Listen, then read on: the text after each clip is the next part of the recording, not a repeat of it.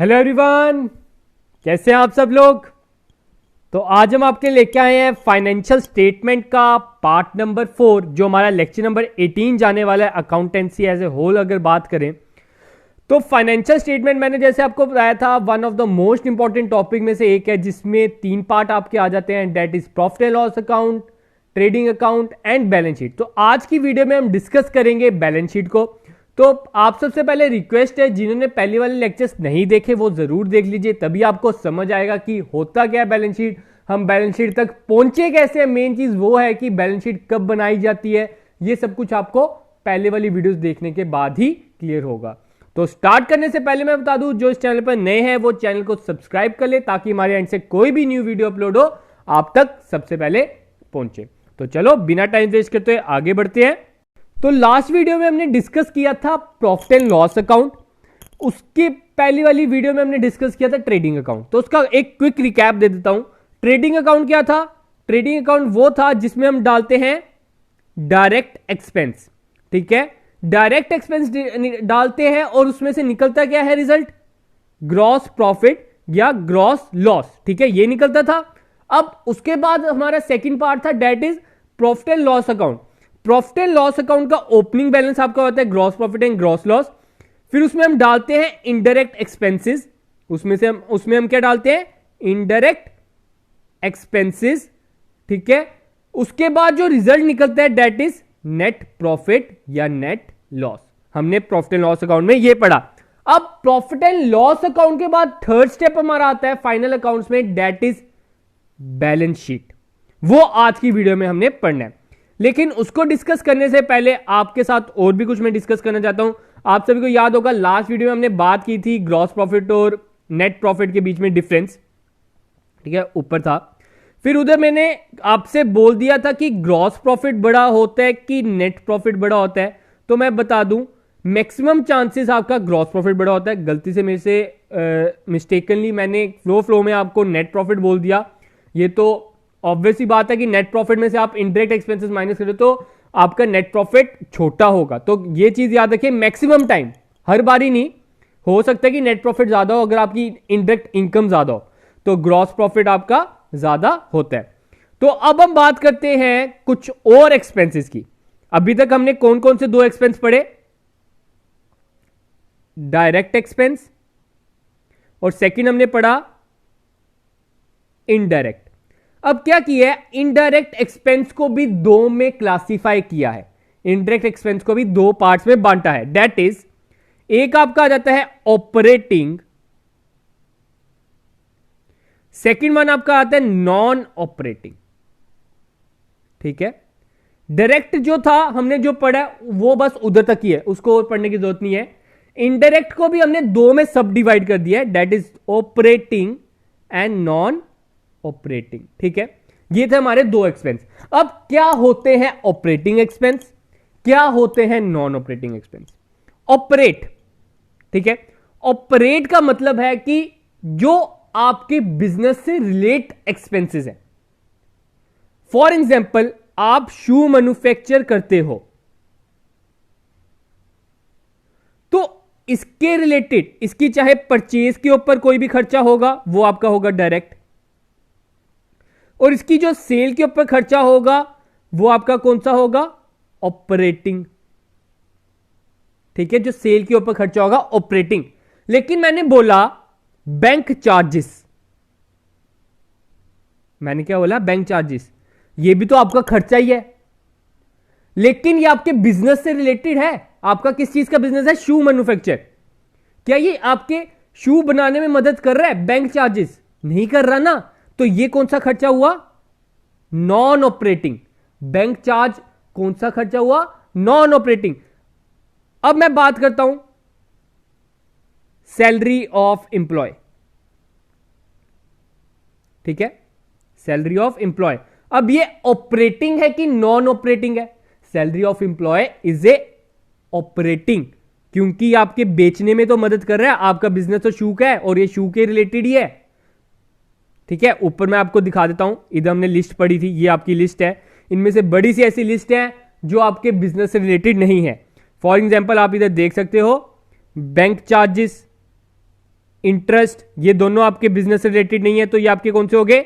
Non operating. ये दोनों आपके कौन से हो गए? Non operating. अब जैसे डेप्रिसिएशन है, आपको क्वेश्चन आया था पंचायत के पेपर में कि डेप्रिसिएशन इज ए, डेप्रिसिएशन हमने किया था ऑपरेटिंग एक्सपेंस, ठीक है, क्योंकि बिजनेस से रिलेटेड है। डेप्रिसिएशन आपकी उन्हीं एसेट्स की होगी जो आपके बिजनेस की है।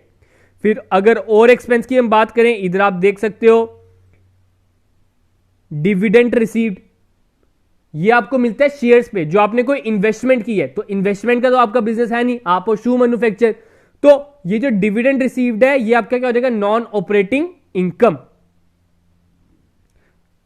ठीक है।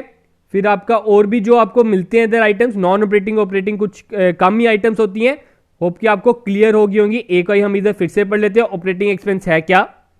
An expense incurred in carrying out an organization day to day activity but not directly associated with production, लेकिन वो प्रोडक्शन में मदद नहीं करती, वो आपकी ऑपरेटिंग एक्सपेंस है, ठीक है, लेकिन आपके बिजनेस के रिलेटेड है। Operating expense include such things as payroll, sales commission, employee benefit, pension contribution, transportation, travel, amortization and depreciation, rent, repair and taxes. ये सारे आपके कौन से हैं? Operating expense.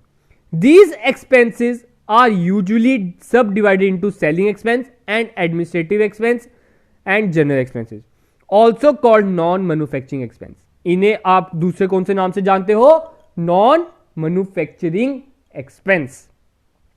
अब हम पढ़ते हैं टाइप्स ऑफ प्रॉफिट। हमने प्रॉफिट अभी तक कौन कौन से पढ़ लिए? ग्रॉस प्रॉफिट और नेट प्रॉफिट।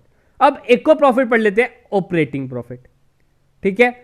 अब याद रखना प्रॉपर सीक्वेंस क्या होता है। पहले आएगा आपका ग्रॉस प्रॉफिट, सबसे पहले आपका क्या आएगा? Gross profit. ग्रॉस प्रॉफिट जो हमारा ट्रेडिंग से निकला। ग्रॉस प्रॉफिट कैसे निकलेगा? सेल्स में से cost of goods sold minus कर दो। हमने क्या फॉर्मूला पढ़ा था? COGS is equal to sales minus GP. तो ये वाला फॉर्मूला इधर से ही बना है, ठीक है। ग्रॉस प्रॉफिट वही था और इसको और पढ़ने की जरूरत नहीं है।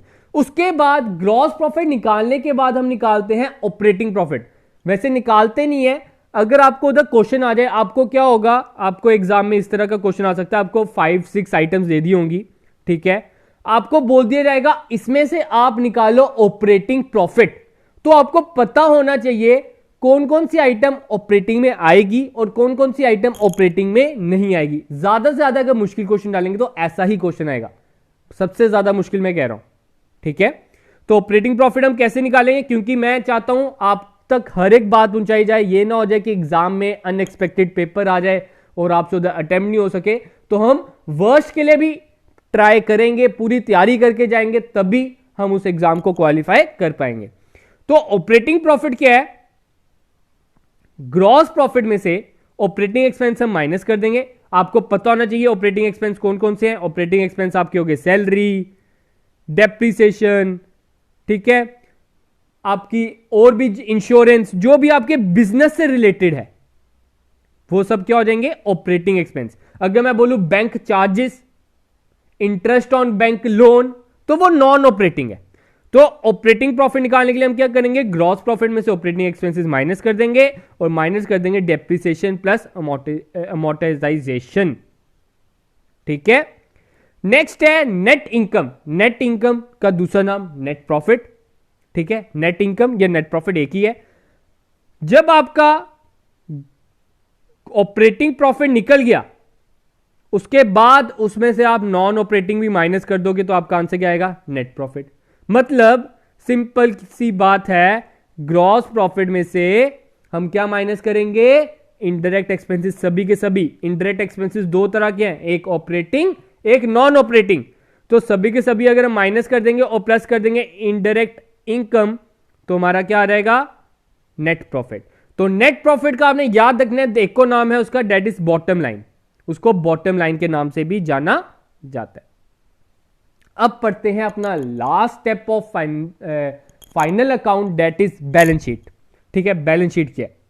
मोस्ट इंपॉर्टेंट, आप सभी ने पढ़ा होगा। अगर कोई शेयर्स में इन्वेस्ट करता है, आप में से बड़े से ऐसे स्टूडेंट हो गए, आपको पता है अभी शेयर्स की वैल्यू कितनी ज्यादा इंक्रीज हो रही है। अगर किसी को नॉलेज होगी तो पता होगा। तो इन्वेस्टमेंट उधर किस हिसाब से की जाती है? मैंने बोला मैंने रिलायंस का शेयर लेना है, मेरा मन किया रिलायंस का शेयर लेना है, मैं ले लूं? नहीं, मैं थोड़ी सी पहले सोच विचार करूंगा, मैं उनके अकाउंट्स देखूंगा, मैं क्या करूंगा, उसकी बैलेंस शीट देखूंगा, मैं क्या करूंगा, उस कंपनी की बैलेंस शीट देखूंगा, फिर जाके इन्वेस्टमेंट करूंगा।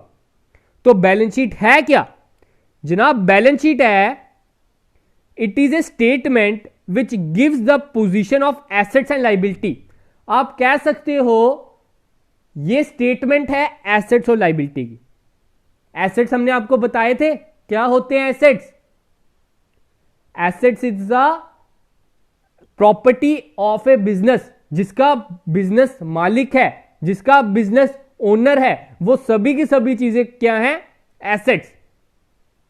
और जितनी भी बिजनेस की टेंशन है, जिन्हें उसने पे करना है, उसको हम बोलते हैं लाइबिलिटी।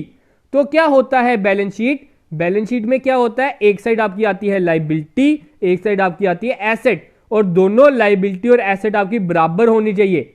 कॉमर्स स्टूडेंट्स की इसी में बस हो जाती है अगर ये टोटल नहीं लाए करे। इसकी टोटल लाए करना मोस्ट इंपॉर्टेंट है, ठीक है। आगे क्या लिखा है? Assets are the resources owned by the business, जो मैंने आपको पहले की डेफिनेशन बता चुका हूं, और liabilities are the claims against the business.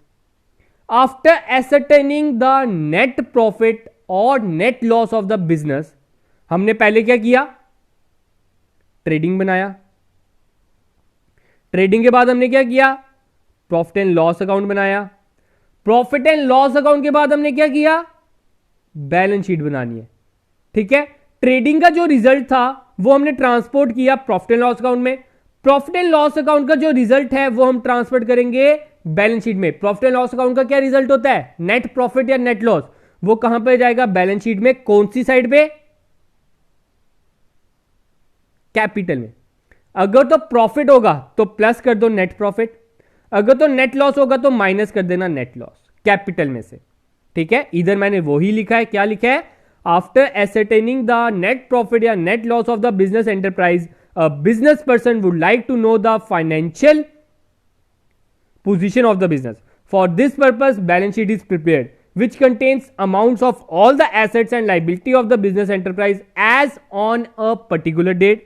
The statement so prepared is called balance sheet because it gives the ledger accounts which are still there after the closure of all nominal account by transferring to the trading and profit and loss account.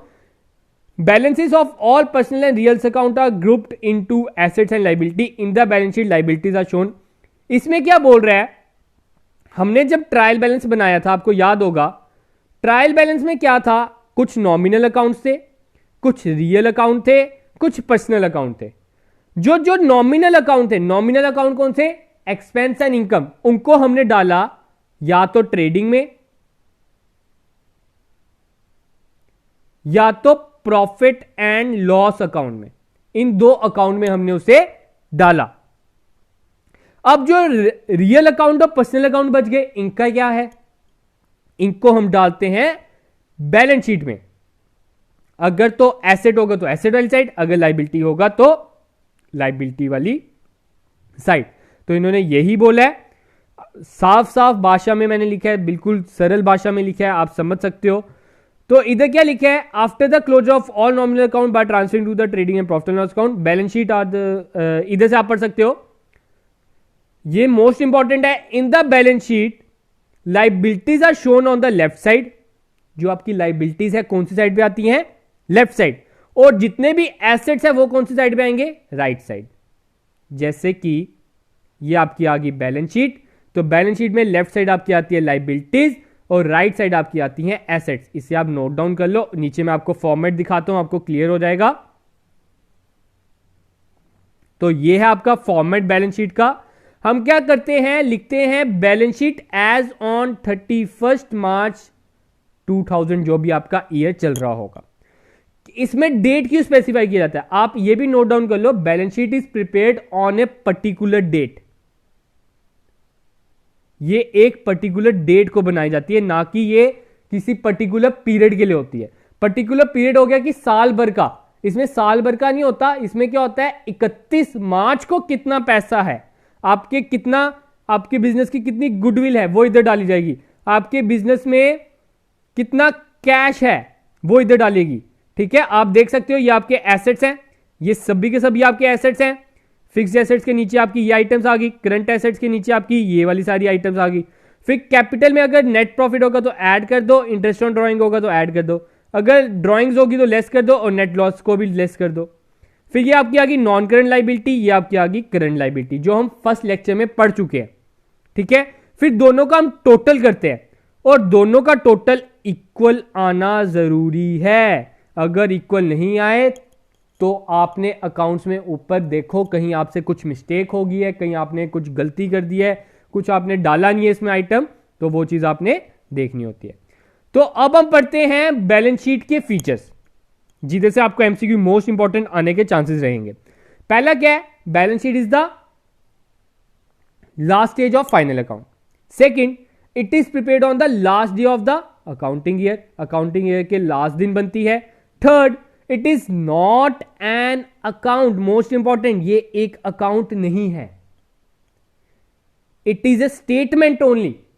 आपको क्या इधर debit credit दिखा? नहीं दिखा ना, तो जिसमें debit credit हो वो आपका अकाउंट होता है। ये सिर्फ और सिर्फ क्या है, स्टेटमेंट। हमने एक और स्टेटमेंट पढ़ी थी, उसका आप कमेंट सेक्शन में नाम लिखोगे, विच इज ऑल्सो स्टेटमेंट। हम पीछे पढ़ चुके हैं लेक्चर्स में। क्या वो जनरल है, क्या वो ट्रायल बैलेंस है, क्या वो लेजर है? इन तीनों में से जो सही आंसर है वो आप नीचे कमेंट सेक्शन में लिखना कि आपकी स्टेटमेंट और कौन सी है। एक तो आपकी बैलेंस शीट इस वीडियो में मैंने बता दी। नेक्स्ट है, it has two sides, left hand side and right hand side. Left hand side is known as asset side और right hand side is known as liability side. The total of both side are always equal. The balances of all assets account and liabilities account are shown in it. No expense account and revenue accounts are shown here. कोई भी एक खर्चे वाला account हम इधर show नहीं करते, वो हम कहां पे शो करते हैं, ट्रेडिंग या प्रॉफिट एंड लॉस अकाउंट। ठीक है, नेक्स्ट है, it discloses the financial position. ये हमें क्या डिस्क्लोज करती है, बिजनेस की फाइनेंशियल पोजीशन कितनी है, बिजनेस के पास कितने एसेट्स हैं, बिजनेस के पास कितनी लाइबिलिटीज हैं, ये सब कुछ हमें कौन बताएगा, balance sheet. It is prepared after the preparation of trading and profit and loss account because the net profit और net loss of a concern is included in it through capital account. जैसे कि मैंने आपको बताया, ये trading account और profit and loss account के बाद बनती है, क्योंकि इसका जो रिजल्ट निकलता है दैट इज नेट प्रॉफिट या नेट लॉस, उसे हमने क्या करना होता है, कैपिटल अकाउंट में ऐड या लेस करना होता है। अगर तो प्रॉफिट होगा तो ऐड, अगर लॉस होगा तो सब्ट्रैक्ट। तो ये थे इसकी फीचर्स, ये थी इसकी खासियत। अब पढ़ते हैं फंक्शन, या आप कह सकते हो इंपॉर्टेंस ऑफ बैलेंस शीट। पहली आ जाती है importance of balance sheet. It helps to exhibit the true financial position of a firm. अगर आप जानना चाहते हो कि बिजनेस आपका साउंड है कि नहीं है, उसकी एक्यूरेट ट्रू फाइनेंशियल पोजीशन जानना चाहते हो, तो आप क्या देखोगे, उसकी बैलेंस शीट। आपको उधर से पता चल जाएगा इसके पास कितने एसेट्स हैं, इसके पास कितनी लाइबिलिटीज हैं। अगर तो उसकी लाइबिलिटी ज्यादा हुई एसेट से तो बिजनेस इज एट इंसॉल्वेंसी। अगर तो एसेट्स उसके ज्यादा हुए लाइबिलिटी तो बिजनेस इज सॉल्वेंट, मतलब बिजनेस के एसेट ज्यादा हैं, वो अपनी लाइबिलिटी कभी भी पे कर सकता है। आगे लिखा है, it helps the investor to know the earning capacity. जैसे कि मैंने आपको स्टार्टिंग में बताया, जो शेयर्स में इन्वेस्ट करते हैं वो क्या करते हैं, बैलेंस शीट को चेक करते हैं, वो उधर से पता कर लेते हैं कि इसकी अर्निंग कैपेसिटी कितनी है, उसी के हिसाब से वो उस कंपनी में शेयर में पैसे लगाते हैं।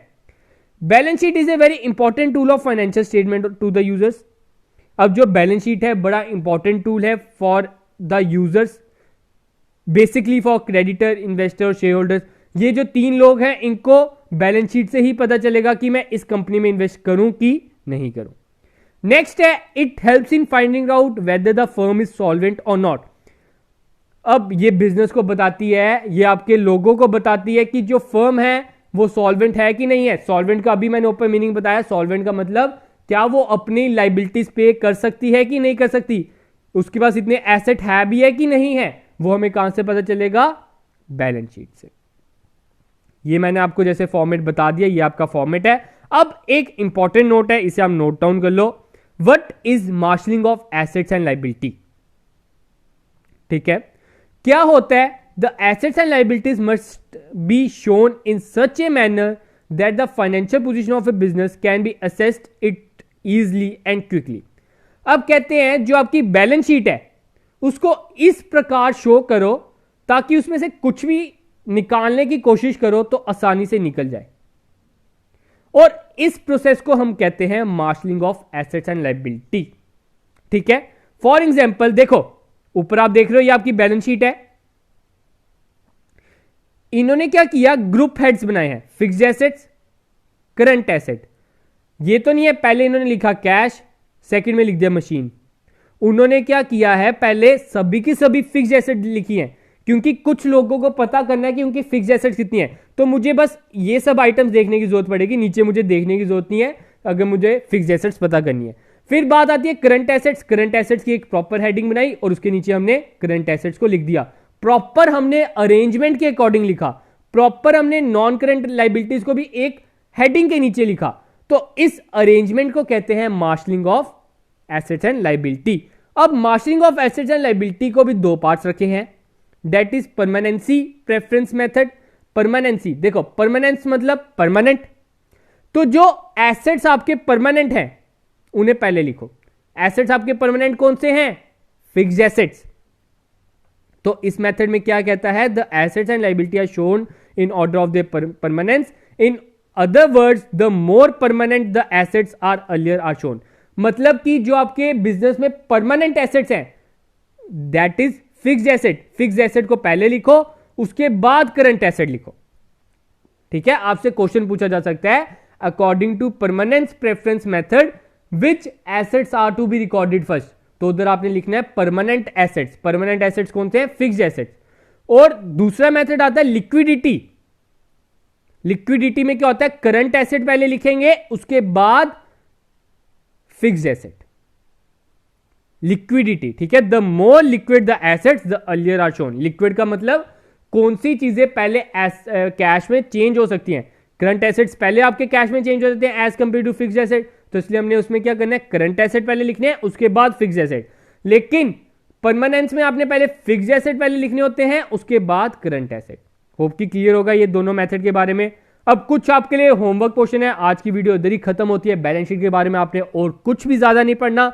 अब आने वाली वीडियो में हम एक कंप्लीट क्वेश्चन करेंगे जिसमें हम ट्रेडिंग अकाउंट बनाएंगे, उसके बाद प्रॉफिट एंड लॉस अकाउंट बनाएंगे, उसके बाद बैलेंस शीट बनाएंगे, जिससे से आपको पूरा क्लियर हो जाएगा।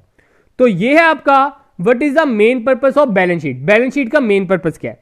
To report the current value of business, to report the personal assets of the business, to report the assets and liability of the business, की to indicate if the business is trading profitably. तो इसमें से आपने main purpose जो है वो आपने लिख देना है। नेक्स्ट है drawing appearing in the trial balance is added to purchase, subtracted from purchase, added to capital की सब्ट्रैक्टेड फ्रॉम कैपिटल। मैंने ऊपर बता भी दिया, आप इधर से देख भी सकते हो क्या हो रहा है, तो वो आपका सही आंसर रहेगा।